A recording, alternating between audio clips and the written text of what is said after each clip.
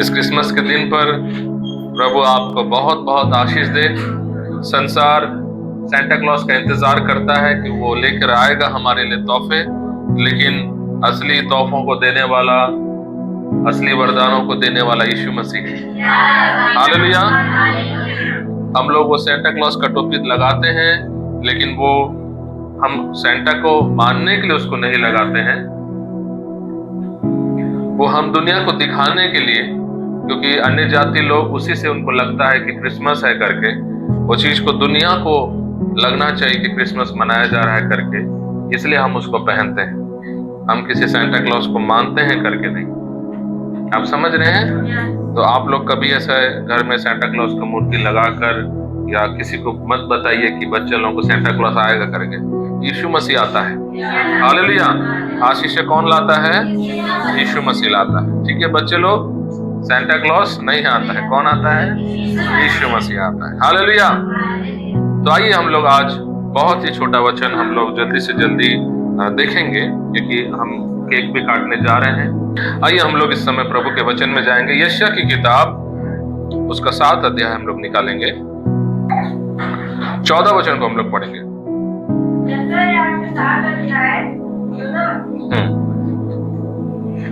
इस कारण प्रभु आप ही हमको एक चिन्ह देगा। सुनो, एक कुंवारी गर्भवती होगी और पुत्र जनेगी और उसका नाम इम्मानुएल रखेगी। और यहाँ पर यशायाह करके एक नबी थे, भविष्यद्वक्ता, और उस भविष्यद्वक्ता ने यीशु मसीह के आने के कई 100 साल 1000 साल पहले उन्होंने ये भविष्यवाणी किया कि देखो एक कुंवारी क्या होगी, गर्भवती हो और एक पुत्र जनेगी। सोचिए, अगर आप ऐसा भविष्यवाणी करें और जो एक भविष्यवाणी करें, आने वाले 3 साल बाद जयप्रकाश एक बेटे को जन्म देगा, कौन उसका बात को मानेगा? लड़का कैसे पैदा कर सकता है बच्चा? आप मेरी बात समझ रहे हैं? ये ऐसा ही बात था जब यशायाह ने बोला देखो कुंवारी क्या होगी, लोग उसको मारने भी जाएंगे, तेरे अंदर कोई पवित्र आत्मा नहीं है, कोई तो पागल है, ये क्या बातें बड़बड़ा रहा है, कुंवारी कैसे गर्भवती हो सकती है? लेकिन यशायाह ने आत्मा में भरकर वो बातें बोला जो पवित्र आत्मा उसके द्वारा बोलना चाह रहा था। हालेलुया।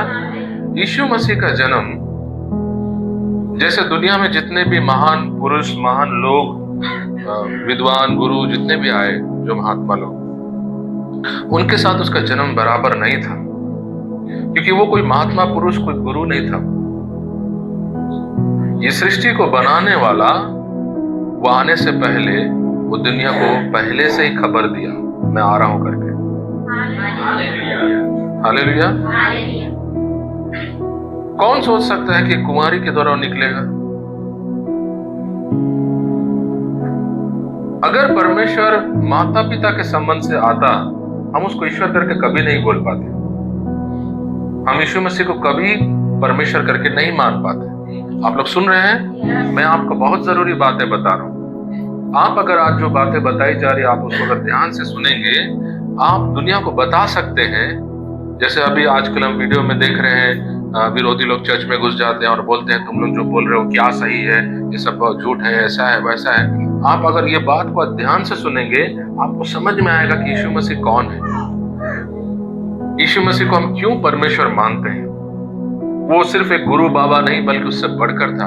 ये हम कैसे जान पाते हैं? यशायाह ने बोला कि वो कुंवारी के द्वारा आएगा। कुंवारी सिस्टर ने, कुंवारी, बिना ब्याही, बिना शादी किया हुआ, जिसका कोई पति नहीं, जिसका कभी किसी पुरुष के साथ कोई संबंध नहीं बना, ऐसे लड़की के द्वारा वो पैदा होगा। हो सकता है मरियम का उम्र उस समय 16 साल हो। आप सुन रहे हैं? एक जवान लड़की, मरियम ऐसा कोई, आप लोग जो शादीशुदा हैं आपके उम्र की नहीं थी, वो लड़की थी वो। और पुराने जमाने में जल्दी ब्याह हो जाते थे। आप लोग खुद जानते हैं, गांव में कुछ साल पहले अगर आप देखेंगे, आपके दादी लोग, आपके नानी लोग, उनको जल्दी शादी दे दिया जाता था, 15 साल 16 साल में। तो उस समय, आज से 2000 साल पहले, तो सोचो उस समय कहाँ 25-26 साल में कोई लड़की को शादी करता होगा। उस समय में भी बहुत जवानी में लड़कियों को शादी दे दिया जाता था।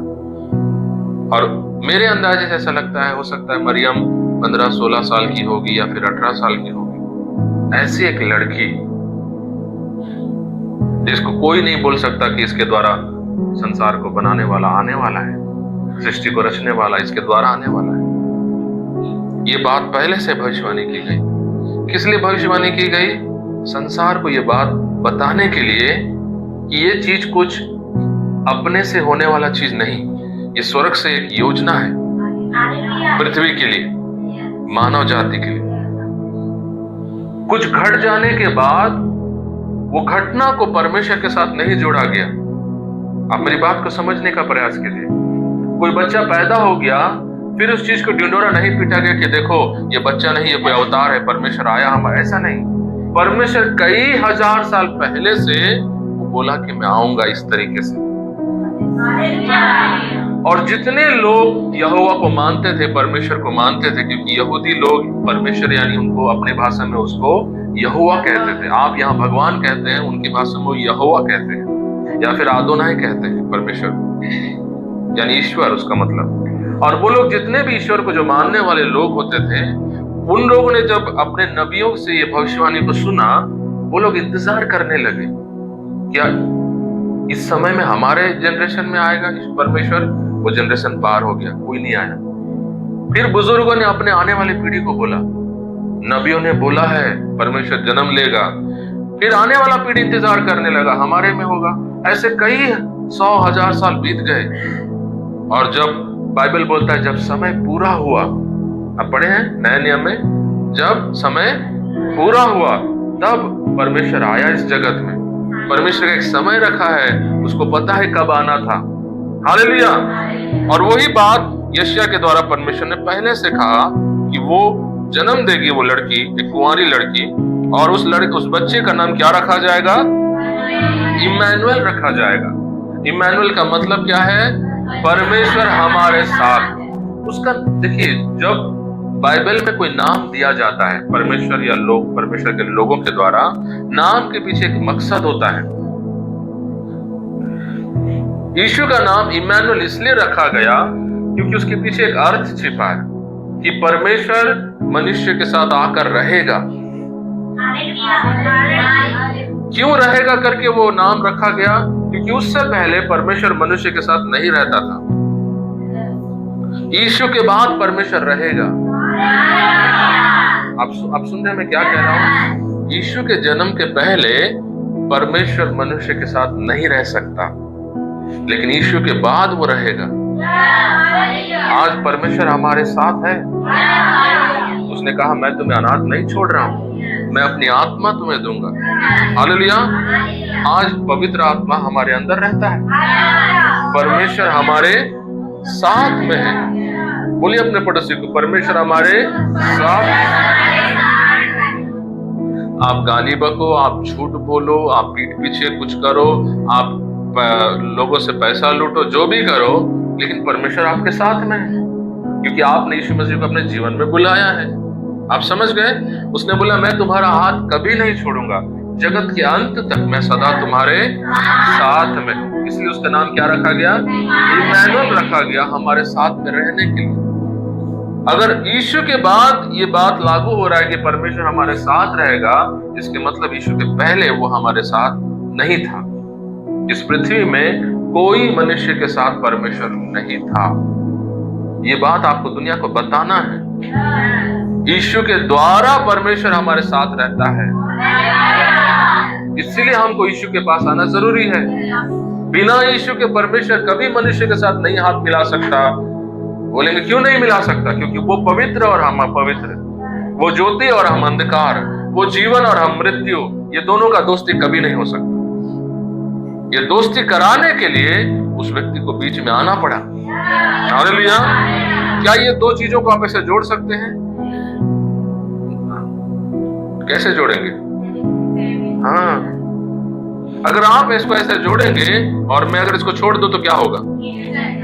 दोनों अलग अलग हो जाएंगे। लेकिन अगर इसके बीच में मैं फेविक्विक लगा दूं और इन दोनों को लगाऊं तो चिपक जाएंगे। वो फेविक्विक का काम यीशु मसीह किया। आप मेरी बात समझ गए? उसके बिना आप इन दोनों को जोड़ने का सोच ही नहीं सकते। परमेश्वर और मनुष्य नहीं जुड़ सकता, कभी नहीं जुड़ सकता। इसीलिए यीशु का नाम इम्मानुएल रखा गया, क्योंकि वो आएगा, वो गोंद की तरह बीच में जो दोनों को जोड़ेगा। हालेलुया। यही बात आपको दुनिया को बताना है। ये हम कोई बाबा का जन्मदिन, कोई गुरु का जन्मदिन नहीं मना रहे हैं। स्वयं परमेश्वर का हम जन्म को मना रहे हैं, उसका वो जोड़ने वाला काम को हम मना रहे हैं। आप समझ गए?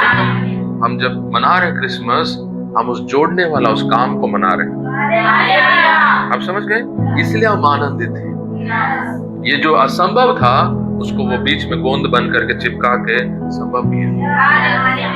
हालेलुया। मत्ती रचित सुसमाचार उसका 1 अध्याय हम लोग निकालेंगे, का 18 वचन पढ़िए। मत्ती का 1 अध्याय का 18 वचन।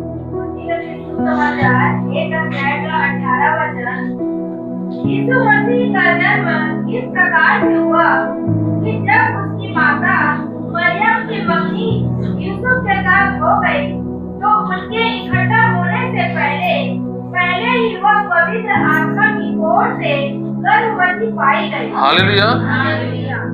उनका शारीरिक संबंध बनने से पहले वो गर्भवती बन गई। किसके द्वारा? परमेश्वर का। पवित्र आत्मा कौन है? परमेश्वर का आत्मा। क्योंकि एक कुंवारी के गर्भ में बच्चा आना ये कहां से होगा? उस समय में आईवीएफ नहीं था। आईवीएफ लोग आप लोग कई जानते होंगे ना, जो हॉस्पिटल में वो गर्भ में जो डालते हैं बच्चे को, उस समय हाँ ये सब आईवीएफ टेस्ट ट्यूब ये सब नहीं था उस समय। तो वो बच्चा आएगा कहां से? परमेश्वर को स्वयं आना पड़ा उस बीज को रखने के लिए मरियम के गर्भ में, कुमारी के गर्भ में। हालेलुया। वो बच्चा सिर्फ उस गर्भ में रहा, ना उस बच्चे के अंदर खून उस माँ का था, ना उस बच्चे के अंदर उसका होने वाला जो उस कुमारी का जो पति था यूसुफ, ना उसका कुछ उसमें उसका खून गया। ये दोनों का डीएनए कुछ नहीं था उसके अंदर। आप मेरी बात समझ गए? एक स्वर्ग से एक बीज लाकर उस गर्भ के अंदर रखा गया ताकि वो बीज बढ़ सके, मनुष्य का जन्म ले सके। और जब यीशु मसीह दुनिया में आया तो ना मरियम का चेहरा उससे मिलता था, ना यूसुफ का चेहरा। ना मरियम का कोई स्वभाव उसमें था, ना यूसुफ का उसके अंदर कोई स्वभाव था, क्योंकि उनका खून, उनका डीएनए उसको छुआ तक नहीं। आप मेरी बात समझ गए? वो किसके जैसा दिखता था? पिता के जैसा। इसलिए वो चेलों को बोला, जो मुझे देखा वो पिता को देखा। हालेलुया। अगर आप यीशु मसीह के जमाने में रहते और अगर आपको कोई बोलता कि ये मरियम का बेटा है, आप बोलते ये उसका बेटा तो हो ही नहीं सकता। जेपी को एक दिन, जयप्रकाश को, हम लोग स्टेशन में थे, प्लेटफॉर्म में एक डोकरी बैठी थी, वो बहुत देर से उसको घूर रही थी। हम लोग बात कर रहे थे बीआर पकड़ने के लिए, कलीसिया खत्म हो गई थी हमारी जारडी में। वो इसको बोलती है, तेरे अम्मा के बेटा हंसना। ये घबरा गया, हाँ मैं तो हूं। देख कैसे जाना था समोला? कैसे नहीं जानू, तो चेहरा बिल्कुल वैसे दिखा था। आपका चेहरा देख के लोग बता देते हैं आपके मम्मी पापा को। दोनों में से किसी न किसी से आप तो मिलते ही। यीशु को कोई नहीं बोल सकता कि मरियम का यूसुफ का बेटा है बोलकर, क्योंकि उनके तरह वो दिखता ही नहीं था, क्योंकि उनका मेल से वो आया नहीं। हालेलुया। वो पूरी तरह परमेश्वर उसके अंदर में अपने आप को वो रखा, एक बीज बनाकर मरियम के अंदर, जिसका वो लोग सिर्फ उसको ढोने वाले एक बर्तन बस थे। मरियम उसको ढोने वाली एक बर्तन बस थी, एक पात्र बस थी, बाकी उसका कोई अंश उसमें नहीं था। इसलिए बाइबल के हिसाब से मरियम का पूजा नहीं होना चाहिए, क्योंकि यीशु का स्वर्ग के सिंहासन के बाजू में किसी और का सिंहासन है ही नहीं, एक सिंहासन है। लेकिन थोड़ा लोग इमोशनल हो करके, ये जो कैथलिक और भी दूसरे जो हैं, वहां पर मरियम और यूसुफ का भी पूजा कर देते हैं, जबकि वो लोग उसका कोई उसके साथ नहीं था। आप लोग समझ गए? किसने उसको जन्म दिया? पवित्र आत्मा ने। वचन कहता है कि पवित्र आत्मा उस पर आएगा और वो गर्भवती होगी। 21 वचन को पढ़ेंगे। वह पुत्र जनेगी और तू उसका नाम यीशु रखना। क्या रखना? जब यीशु पैदा होगा तो उसका नाम क्या रखा जाएगा? उस बच्चे का नाम यीशु रखा जाएगा। क्योंकि आगे पढ़िए। क्योंकि वह अपने लोगों का उनके पापों से उद्धार करेगा। हालेलुया। पहले आपने पढ़ा कि उसका नाम इम्मानुएल रखा जाए, क्योंकि वो परमेश्वर अब हमारे साथ में। अब उसका नाम क्या लिखा है? यीशु रखा जाए, क्योंकि वो बचाएगा। हालेलुया। आप मेरी बात समझ गए? यीशु का मतलब होता है बचाना, हमको बचाने वाला। जब हम बोलते हैं प्रभु यीशु, यानी हमको बचाने वाले, उसका दूसरा शब्द ये है। उस लंबे सेंटेंस को हम एक वर्ड में लाते हैं, यीशु, बचाने वाला। क्योंकि वो अपने लोगों को किससे बचाएगा? पाप से बचाएगा। क्या चीज है जो आपको स्वर्ग में जाने से रोकता है? क्या चीज है जो परमेश्वर से आपको दूर कर देता है? परमेश्वर के वचन में लिखा है, उसकी आंखें अंधी नहीं हुई कि वो हमें देख ना सके, ना उसके कान बहरे हुए कि वो हमारी प्रार्थनाओं को ना सुन सके, ना उसके हाथ छोटे हो गए जो हमारी सहायता ना कर सके, बल्कि तुम्हारे पापों ने तुम्हें उससे दूर कर दिया। हमारा पाप, आप सुन रहे हैं? मनुष्य पूरा पापी है। जितने भी गुरु हो, जितने भी महात्मा हो, जितने भी दुनिया के बड़े लोग हो, जो कोई माँ और पिता के संबंध से दुनिया में जन्म लिए, वो सब पापी है। इसीलिए यीशु मसीह दोनों का संबंध से पैदा नहीं हुआ, क्योंकि अगर वो इन दोनों के संबंध से जन्म लेता तो वो भी पापी हो जाता। फिर हम उसकी आराधना नहीं कर पाते, क्योंकि आप में उसमें कोई फर्क नहीं होता। आप समझ गए? यीशु में आप में कोई फर्क, अगर वो भी माता पिता के संबंध से पैदा होता, तो आप इस बात से आप अंदाजा लगाइए कि दुनिया में जितने भी जो महान गुरु जिनको पीछे लोग जा रहे हैं, वो कहां से पैदा हुए? क्या वो स्वर्ग से डाले गए बीज कि माता पिता से निकले? अगर माता पिता से निकले, हो सकता है उनका आदत व्यवहार बहुत बड़ा हो सकता है उनके स्वभाव में वो बहुत उत्तम हो, लेकिन ईश्वर वो नहीं बन सकते। क्योंकि ईश्वर बनने के लिए जो योग्यता चाहिए, वो योग्यता सिर्फ यीशु में था।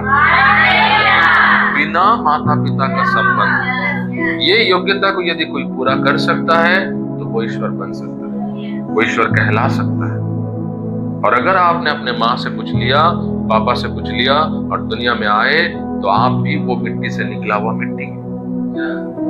आप मेरी बात समझ गए? यूहन्ना में यीशु मसीह ने कहा, जो शरीर से जन्म लेता है वो क्या है? काय कुमारी सिस्टर, भुला गए वचन मनना।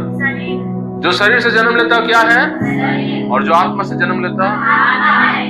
जितने भी दुनिया में जो जन्म लिए हैं, जो महात्मा पुरुष लोग, वो किससे जन्म लिए? शरीर से। शरीर से जन्म लेने वाला शरीर। यीशु का जन्म कोई शरीर से संबंध से नहीं हुआ, आत्मा से। जो आत्मा से जन्म लेता है वो यीशु आत्मा है, परमेश्वर है वो।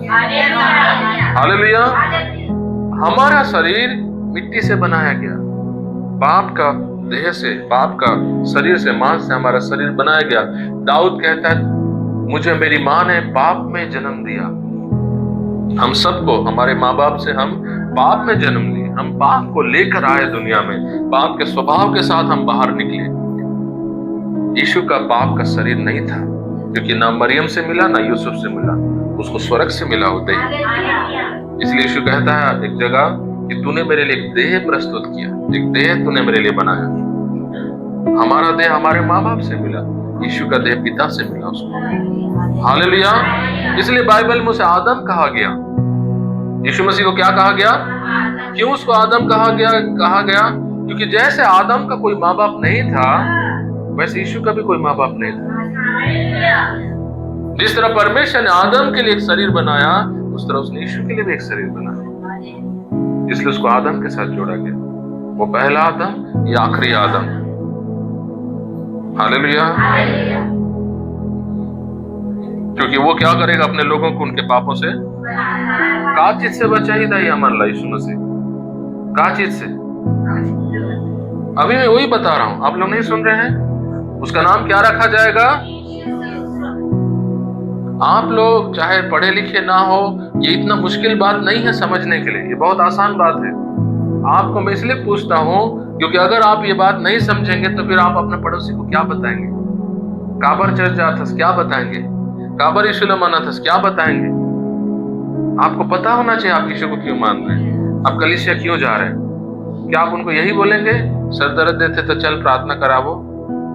उसके लिए तो है झंडू बाम, अमृतांजन, मूव, ये सब रखा गया है मार्केट में, उतना सारा चीज है। और यीशु की क्या जरूरत है? दर्द निकालने के लिए यीशु को नहीं हम आते हैं चर्च में, हमको जानना है हम यीशु को क्यों मान रहे हैं। उसका नाम क्या रखा जाए? क्यों यीशु रखा जाएगा?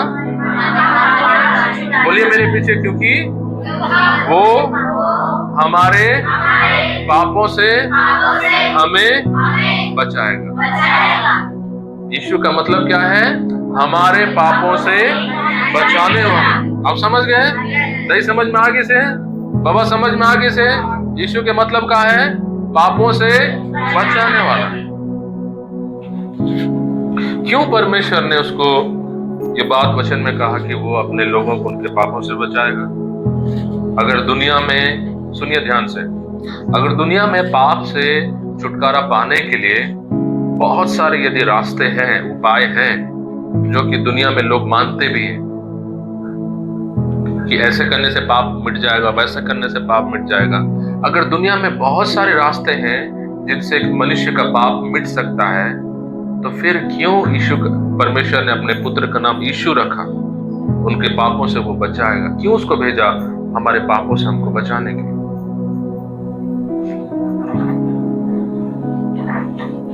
मान लो, इधर आओ आरुष, इधर आओ, यहां पे खड़े हो जाओ जल्दी से।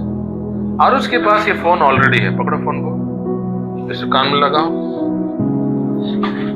इसके पास ऑलरेडी फोन है। अब ये फोन में बात कर सकता है, फोन में सब कुछ स्मार्टफोन है, बढ़िया फोन है। इसको कोई क्यों बोलेगा कि आप ये फोन को लो, जब इसके पास ऑलरेडी एक फोन है? कोई दूसरा फोन उसको क्यों देगा? इस फोन को देने के लिए एक कारण होना बहुत जरूरी है। या तो उसके हाथ में फोन ना हो, तब मैं ये फोन उसको दूंगा, या फिर दूसरा कारण, ये जो फोन पकड़ा है या तो खराब हो चुका होगा, तब मुझे ये देना पड़ेगा। आप मेरी बात समझ रहे हैं? अगर ये फोन चल रहा है, अगर ये फोन है, तो मुझे उसे दूसरी चीज देने की जरूरत नहीं। अगर इस दुनिया में ऑलरेडी रास्ते हैं पाप क्षमा होने के लिए, लोगों को मोक्ष पाने के लिए, उद्धार पाने के लिए, यीशु का आने की जरूरत नहीं। वो आया, उसका आना ही इस बात को, दुनिया में ये बात को घोषणा करता है कि दुनिया में कोई रास्ता नहीं पाप क्षमा होने। आप समझ गए? ये दुनिया निरुत्तर है परमेश्वर के साथ। ये संसार जितनी भी बड़ी बड़ी बातें कर ले, ये पूरा संसार निरुत्तर है।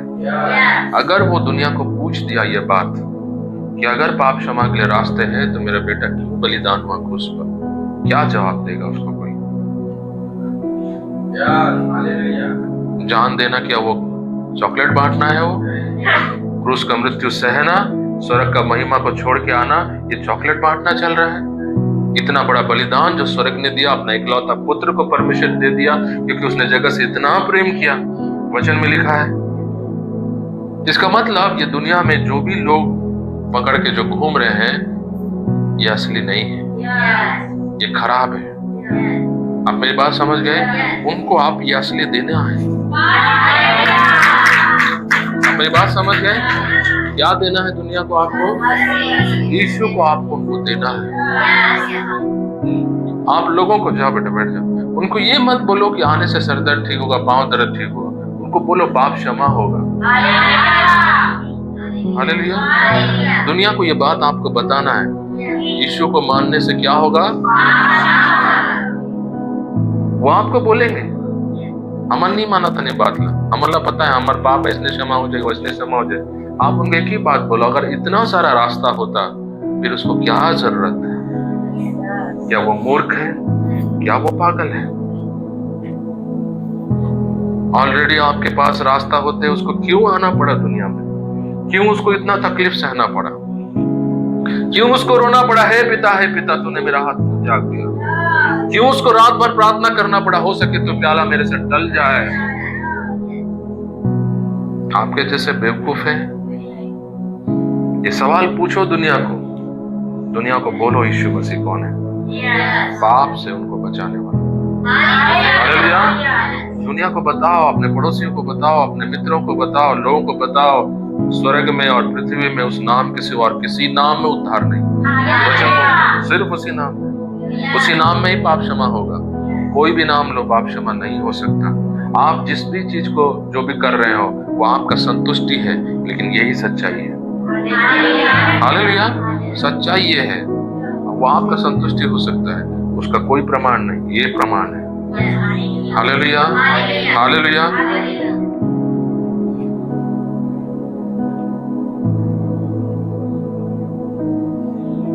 यूहन्ना के 1 अध्याय आप लोग निकाले, उसका पहला वचन पढ़िए, पहला और दूसरा।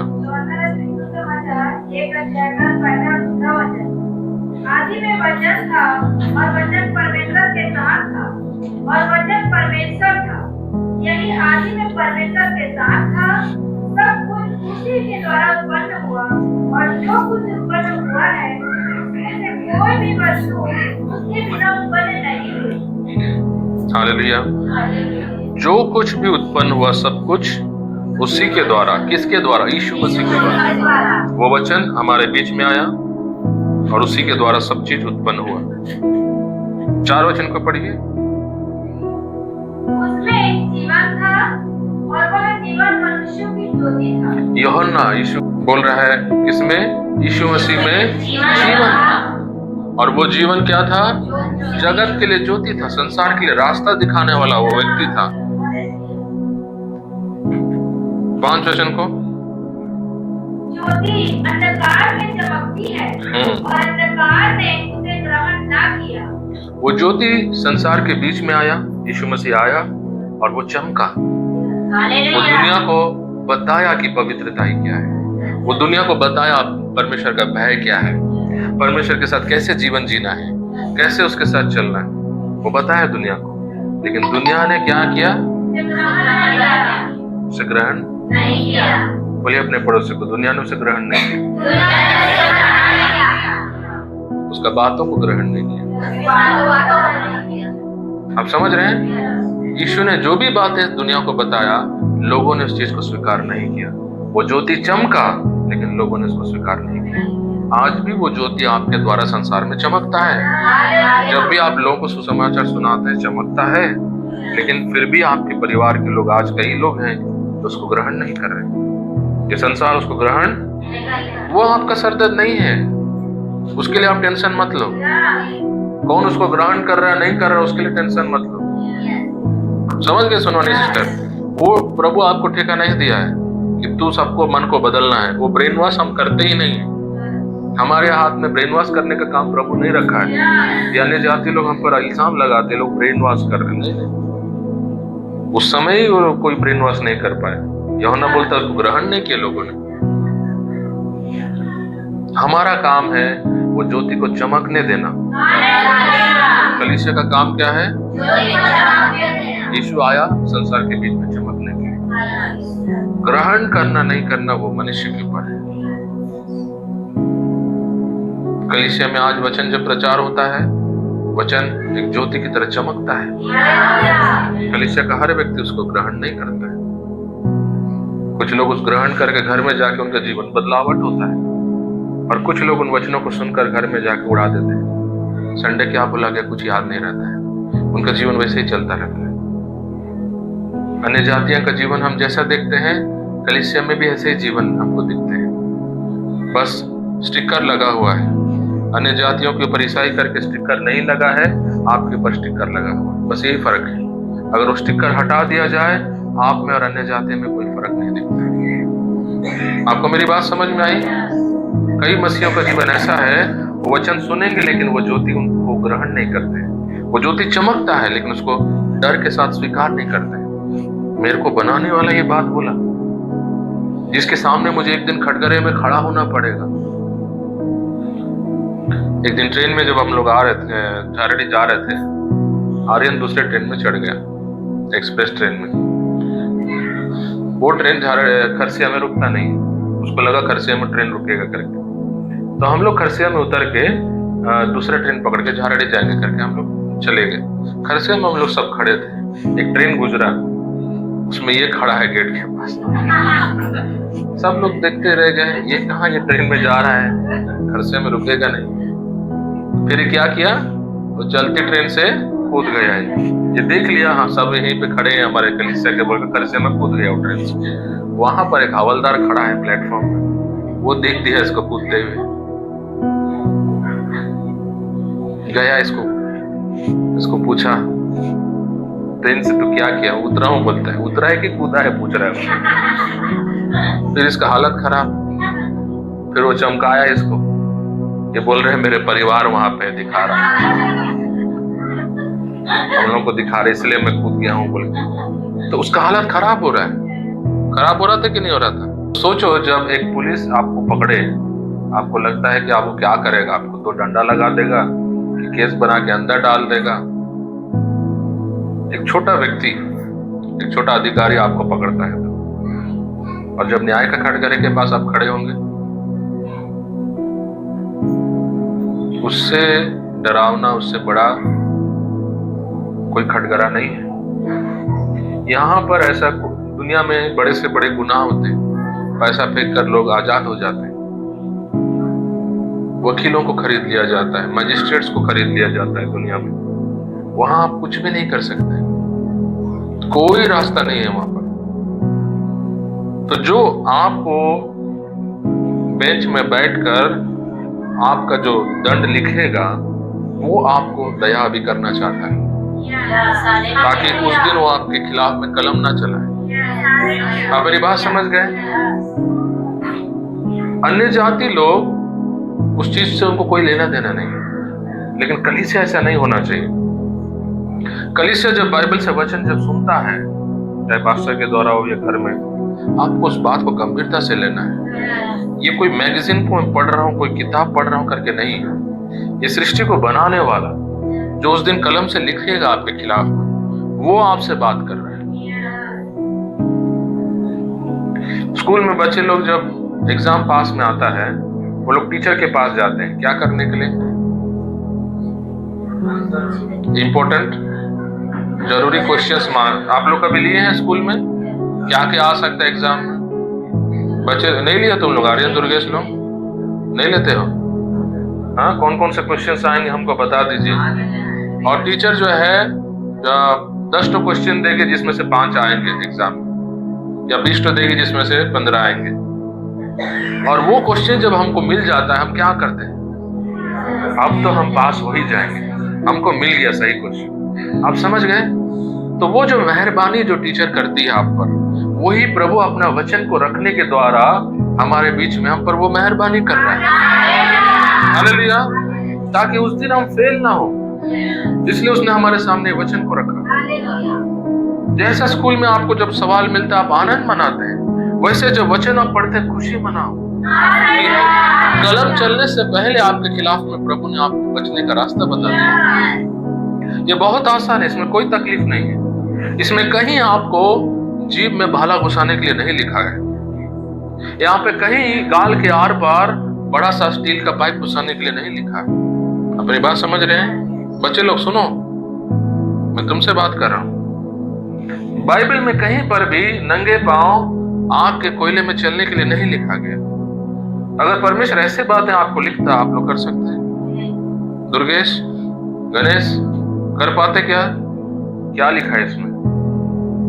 किसी मूर्ति को दंडवत मत करो, झूठ मत बोलो, चोरी मत करो, परमेश्वर से प्रेम करो, उसका भय मानो। ये क्या तकलीफ है? क्या इसमें आपका खून का एक बूंद गिर रहा है? क्या इसमें आपको आग में जलना पड़ रहा है? फिर भी हम इसको तिरस्कार करते हैं अन्य जातियों के समान। वो ज्योति चमका, लेकिन संसार ने उसे ग्रहण नहीं किया। उसका मतलब क्या? उसकी बातों को उन्होंने स्वीकार नहीं किया। मैं वही चीज कलीसिया में भी देखता हूँ, जैसे अन्य जाति स्वीकार नहीं करते हैं, मसीह लोग भी कई लोग स्वीकार नहीं कर रहे हैं आजकल बातों को। ऐसा लगता है जैसे सिर्फ उन पर एक स्टिकर लगा हुआ है ईसाईपन का। अगर वो स्टिकर हटा दिया जाए तो फिर उनमें और अन्य जाति में कोई फर्क। 10 वचन को पढ़िए। वह जगत में था और जगत उसके द्वारा उत्पन्न हुआ और जगत ने उसे नहीं पहचाना। ये वचन हमने वहां पर लगाया है, कहां पर पता है? बस स्टैंड के पास। वो जगत में और ये जगत उसके द्वारा, लेकिन ये जगत उसको नहीं पहचाना। जिसने उसको पैदा किया उसको वो दुनिया नहीं जानता है, उसको अभी भी नहीं मानता है। अभी भी लोग उसको चोर बहरूपिया बोलते हैं। कलीसिया में भी लोग उसको नहीं पहचान रहे। अन्य जाति नहीं पहचानता है तो हमको समझ में आता है, लेकिन कलीसिया नहीं पहचान रहे, विश्वासी नहीं पहचान रहे। फिर ये क्या बात है? आप पहचानते हैं यीशु को? कौन पहचानता है यीशु को? क्या आप यीशु को पहचानते हैं? यीशु को पहचानना क्या होता है? उसका फोटो देख के बताना, हाँ ये यीशु मसीह है, ये देखो, ये पहचानने को मैं बोल रहा हूँ। क्या है यीशु को पहचानना? यीशु को पहचानने का मतलब होता है वो सच में एक जीवित व्यक्ति है। वो मुझे हर समय देख रहा है। जब मैं चर्च में बैठा हूँ वो यहाँ मौजूद है। मैं किससे क्या कर रहा हूँ, क्या बात कर रहा हूँ, कहाँ जा रहा हूँ, पीठ पीछे क्या गुल खिला रहा हूँ, सब कुछ उसकी आंखें मुझे देख रही। ये होता है उसको पहचानना। आप मेरी बात समझ गए? तो यीशु को पहचानना क्या होता है? इस बात से अनजान नहीं रहना। सुन रहे हैं आप? इस बात से अनजान नहीं रहना कि वो मुझे नहीं देख रहा है करके। इस बात को हमेशा एहसास करते रहना। हालेलुया। ये होता है उसको पहचानना। आप पहचानते हैं? इस तरह पहचानने वाले बनो। बोलिए अपने पड़ोसी को, इस तरह पहचानने वाले बनो। यीशु इस जगत में आया और दुनिया उसको पहचाना। बोलिए अपने पड़ोसी को, यीशु इस दुनिया में आया लेकिन ये दुनिया उसको नहीं पहचाना। आप पहचानते हैं? आज से उसको पहचानना शुरू। बोलिए अपने पड़ोसी को, क्या करना है? कैसे पहचानेंगे? आप समझ गए? हमेशा कुछ भी काम करने से पहले ये बात जानो वो आपको देख रहा है। उसको आप धोखा नहीं दे सकते।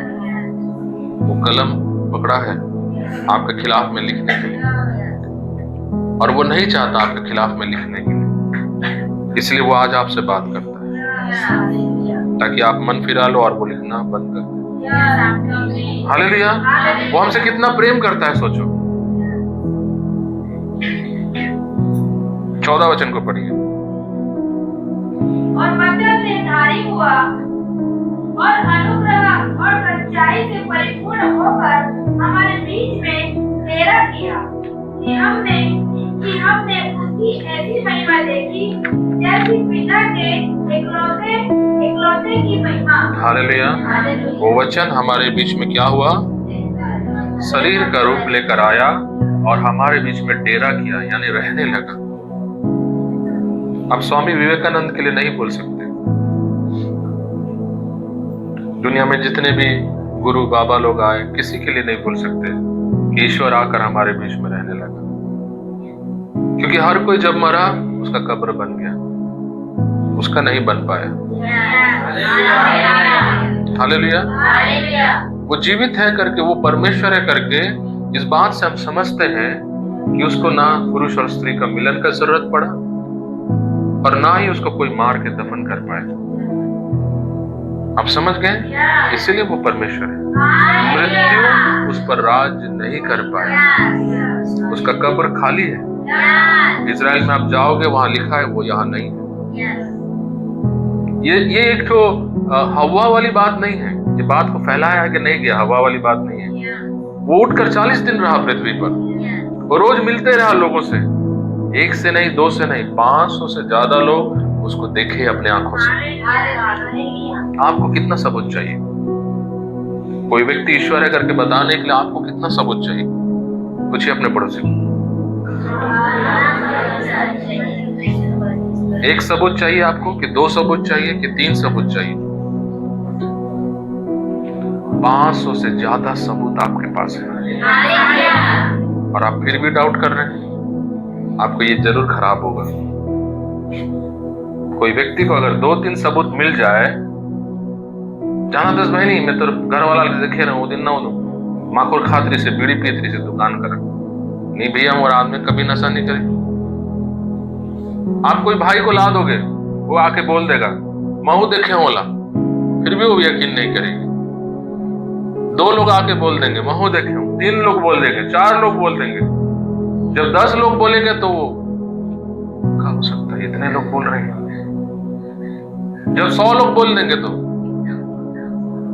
500 से ज्यादा लोग उसको देखेंगे,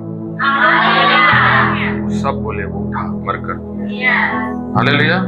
वो ना सिर्फ उठा, लोगों ने उसके साथ बैठकर खाना खाया।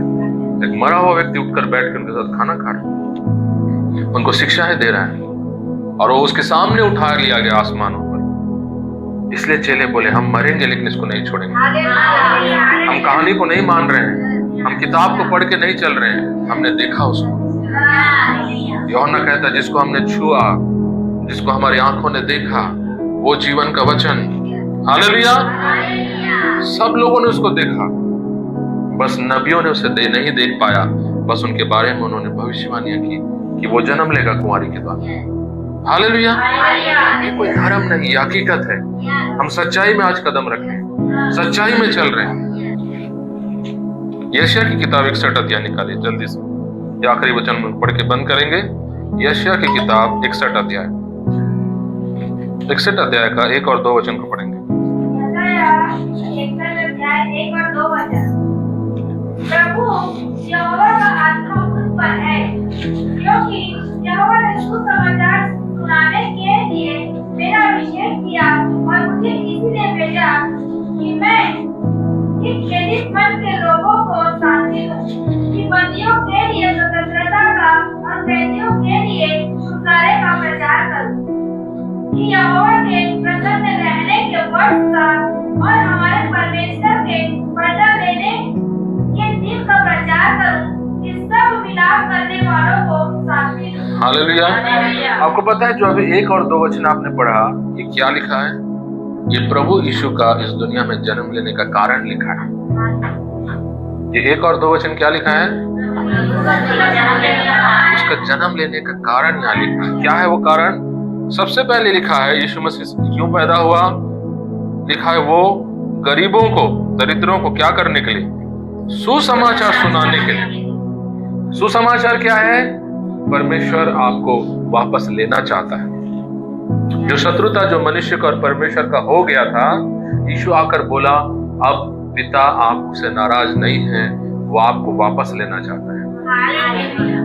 आपका घर में झगड़ा हो गया, आप घर छोड़ के चले गए, और घर से कोई और 1 दिन तक आप बाहर पड़े रहे स्टेशन में, प्लेटफॉर्म में, बोले मैं घर नहीं जाऊंगा, और घर से कोई आया आपका भाई या बहन और बोल रहा है कि मम्मी पापा आपसे अब गुस्सा नहीं है, आपको घर बुला रहे, ढूंढ रहे, आओ।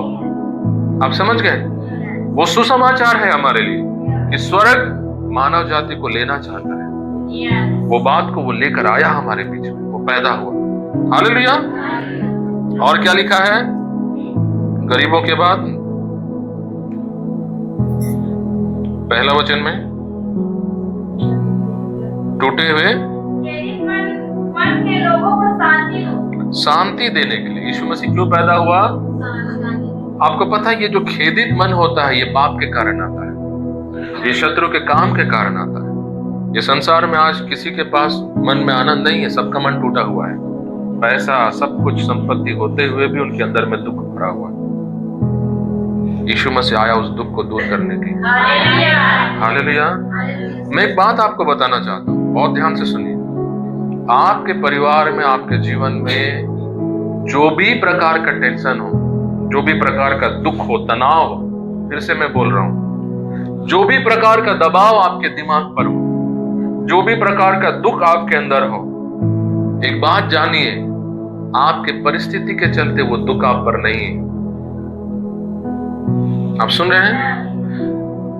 प्रभु में आने से पहले मुझे लगता था कि हमारी परिस्थितियों के कारण, हमारे चारों तरफ जो चीजें हो रही है उसके कारण हमारे दिल में दुख होता है, उसके कारण हमारे मन में दुख होता है। लेकिन बाद में ये बात एहसास हुआ, यीशु के होने या ना होने से दुख का होना या ना होना होता है, परिस्थितियों के चलते नहीं। हजारों लोग आपके खिलाफ में बात कर रहे हो, लाखों लोग आपके खिलाफ में खड़े हो, लेकिन फिर भी आप आनंदित रह सकते हैं। लाखों लोग आपको पसंद ना करते, लाखों लोग आपको भगाना चाहते हैं अपने घर से, कोई एक भी आपका दोस्त नहीं, हर कोई आपको बुरा भला बोलता है, फिर भी आप आनंदित रह सकते हैं। वो आनंद यीशु से आता है। आप मेरी बात समझ रहे हैं? अगर यीशु रहेगा आपके जीवन में, वो आपके हृदय पर रोज वो मरहम को लगाता है। उसका वचन कहता है, मैं टूटे मन वालों को क्या करता है, वो शांति देता है। बाइबल लिखा, वो शांति का राजकुमार है। यीशु का जन्म हुआ इस संसार में शांति को लाने के लिए, क्योंकि इस दुनिया में शांति नहीं, बिना यीशु का शांति नहीं। कई लोगों को लगता है, एक बॉलीवुड हीरो को मैं सुन रहा था, रिपोर्टर को बोल रहे थे, न्यूज रिपोर्टर को, कि जब मैं बॉलीवुड में कदम रखा और मैं जब एक फिल्म बनाया और बहुत हिट हो गया, उसके पहले लोग मुझे सिखाते थे कि कामयाबी को जिस दिन तुम पा जाओगे, सुन रहे हैं आप लोग, जिस दिन तुम जीवन में कामयाब हो जाओगे, तुम दुनिया के बहुत आनंदित और खुशी व्यक्ति बन जाओगे।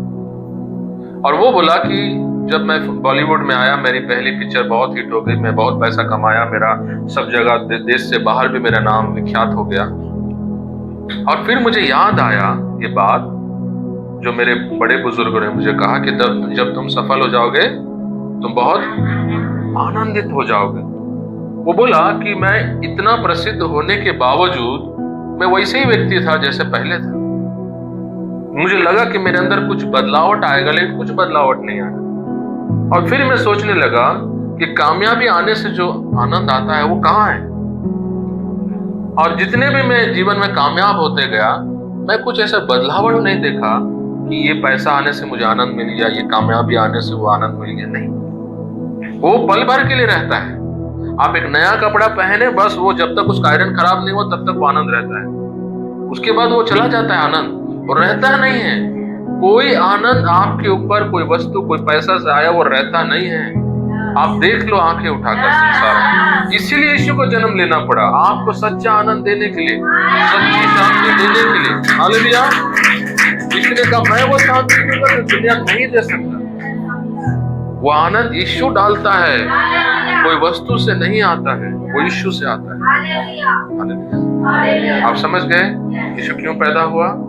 हमको गरीबों को सुसमाचार देने के लिए, और जो लोग दुखी हैं, जो लोग टूटे हैं, उनको शांति देने के लिए। और क्या लिखा है? बंदियों को क्या करने के लिए? आप कोई भी प्रकार के बंधन में हो, चाहे नशे के बंधन में हो, कोई गंदे काम के बंधन में हो, डिप्रेशन एक बंधन होता है, पागलपन एक बंधन होता है, बहुत प्रकार के बंधन है। जो नए हैं वो लोगों को नहीं पता है, लेकिन जो कलीसिया में बहुत दिनों से आपको पता है बंधन क्या होती है। बहुत प्रकार के बंधन होते हैं। कई लोगों के बच्चे नहीं होते, वो एक बंधन है। कई लोगों के घर में पीढ़ियां नष्ट हो जाती है, मर जाते हैं, हर साल एक लाश उठती है, वो एक बंधन है। कई लोगों के घर में जितने पैसे लाते हैं, कमाते हैं, वो सब पानी में बह जाता है, एक बंधन है। बाइबल में लिखा है, वो आया बंधनों को तोड़ने के लिए। आप समझ गए? यीशु जन्म लिया बंधनों को, गरीबों को सुसमाचार देने के लिए, दुखी मन वालों को शांति देने के लिए, बंधनों में रहने वालों को आजाद करने। हालेलुया। क्योंकि ये संसार में आजादी नहीं है, बंधन है। हर जगह आपको गुलामी मिलेगा, बंधन मिलेगा। इसलिए बाबा भाई गांव के पास लाइन लगे रहते हैं लोग, बंधने भरी पड़ी है। और क्या करने के लिए? और कैदियों के ये छुटकारे का प्रचार करो। कौन है कैदी? ये जेल वाला कैदी के लिए लिखा है। शैतान के हाथों में, दुष्ट आत्मा के हाथों में जो कैदी बन गए हैं, यीशु आया उनको आजाद करने। मेरे ऊपर बीमारी थी, लीवर की बीमारी, हमारे घर में पहलौठे मरते थे, वो कैद में थे हम लोग। यीशु आया, आजाद। मेरा पहलौठा जीवित है। हालेलुया। आपके परिवार में वैसे कई बंधन जिसमें से आप निकल के आए, आजाद किया। आप समझ गए? इसलिए हम क्रिसमस मनाते हैं, इसलिए हम आनंद मनाते हैं, क्योंकि हम आजाद हुए। यीशु आने से हमारा दिल आनंद से भरा। यीशु आने से हमको सुसमाचार मिला। यीशु आने से हम क्या हो गए? बंधनों से आजाद हो गए। 2 वचन को पढ़िए। कि यहोवा के प्रसन्न रहने के वर्ष का और हमारे परमेश्वर के पलटा लेने के दिन का प्रचार करूं। अब ध्यान से सुने, ये सब आप सुनकर आनंदित हो गए, लेकिन अब यहाँ पर एक और बात लिखा है। यीशु मसीह क्यों पैदा हुआ? 2 बात और लिखा है। क्या है वो? परमेश्वर का, सुनिए ध्यान से, परमेश्वर का प्रसन्न होने का दिन के बारे में वो बताने के लिए पैदा हुआ, और परमेश्वर का क्रोध के बारे में बताने के लिए वो पैदा हुआ। पढ़िए उस वचन को फिर से। यहोवा के प्रसन्न रहने के वर्ष का और हमारे परमेश्वर के पलटा लेने के दिन का प्रचार करो। यहोवा के प्रसन्न रहने का वर्ष का, यानी एक समय है जहां परमेश्वर, बहुत ध्यान से सुनिए जो मैं बताना चाह रहा हूं, उड़ जाता है। जब यीशु मसीह आया संसार में ना, वो एक अनुग्रह के समय था संसार के लिए। और अभी तक जब तक यीशु मसीह आया नहीं कलीसिया को लेने के लिए, वो वर्ष कहलाता है। कौन सा वर्ष कहलाता है? परमेश्वर का प्रसन्न रहने, यानी प्रभु अभी तक आपके ऊपर मुस्कुरा रहा है। ये पृथ्वी के ऊपर परमेश्वर क्या कर रहा है? वो बाहें फैलाए खड़ा है, आओ करके बोल रहा है। वो इंतजार कर रहे हैं जब तक यीशु आया नहीं। सुनिए ध्यान से, जब तक यीशु मसीह दोबारा आया नहीं कलीसिया को उठाने के लिए, आपके ऊपर परमेश्वर का मुस्कान है। क्या है? आपके ऊपर क्या है? परमेश्वर का, वो आपके तरफ देख रहा है। प्रसन्न का समय है, वो आपको पाना चाहता है, वो आपको बचाना चाहता है। यीशु पैदा हुआ दुनिया को परमेश्वर का प्रसन्नता का समय के बारे में बताने के लिए। वो बोला, मन फिराओ, स्वर्ग का राज्य निकट है, तुम्हारे लिए खुला है, आओ, पिता तुमको लेना चाहता है, तुम्हारे गुनाहों को माफ करना चाहता है। तुम्हारे गुनाह जितने भी गंदे से गंदे हो, वो तुमको धोकर तुमको बर्फ से भी श्वेत तुमको बनाना चाहता है। तुम्हारे पाप को पूरब से पश्चिम जितनी दूर है उतना दूर फेंकना चाहता है। हालेलुया। ये प्रसन्नता का वर्ष कहलाता है बाइबल में, जहां प्रभु हमारे ऊपर दया से इंतजार कर रहा है, ना सिर्फ कलीसिया के ऊपर, पूरे दुनिया के ऊपर, अन्य जातियों के ऊपर। अभी भी यीशु मसीह आते तक वो प्रसन्नता का वर्ष चल रहा है दुनिया के ऊपर। वो लेना चाह रहा है, लोगों को बचाना चाह रहा है। यीशु मसीह पैदा हुआ ये बात को बताने के लिए, और दूसरा बात को भी बताने के लिए। क्या वो है? और हमारे परमेश्वर के पलटा लेने के दिन का प्रचार करो। आप समझ गए? वो प्रभु का दया के बताने के लिए आया, हमको जन्म लिया यीशु मसीह, और परमेश्वर का क्रोध के बारे में बताया। वो बोला, जब तक वो मुस्कुरा रहा है, वो आपको बाहें फैलाकर बुला रहा है, आ जाओ उसके पास। ये मेरे को रोक रहा है, वो मेरे को छोड़ देगा, ये मेरे को मना करेगा, इसको उसको देख करके अगर आप यीशु के पास नहीं जाओगे, दरवाजा बंद हो जाएगा। और फिर क्या शुरू हो जाएगा? पलटा का समय शुरू हो जाएगा। हालेलुया। सुनो बच्चे लोग, हो गया मेकअप, घर में बहुत कर लिए, वचन को सीखो। दया का एक समय रखा है, न्याय का एक समय रखा है। दया के समय में आप खेलोगे, न्याय के समय में आप पछताओगे, बहुत पछताओगे। दया का समय को सही से इस्तेमाल करो। प्रभु आपको बचाने के लिए खड़ा है। मन फिरा लो, प्रभु की ओर फिर जाओ, उसको अपना लो, उससे प्रेम करो, उसको अपना हृदय दो, उसको अपना जीवन दे दो। न्याय के दिन मौका नहीं मिलेगा। उसका पैदा हुआ परमेश्वर की दया का समय का बताने के लिए और पलटा का दिन बताने के लिए। आप समझ गए? यही बात आपको दुनिया को बताना है। जब आप सुसमाचार सुनाते हैं, दुनिया को बताना है, उनको बंधनों से आजाद देने के लिए यीशु आया, उनके टूटे हृदय को मरहम लगाने के लिए यीशु आया, उनको दया दिखाने के लिए आया, न्याय से उनको बचाने के लिए आया। हालेलुया। आइए हम अपने स्थानों पर खड़े हो जाएं।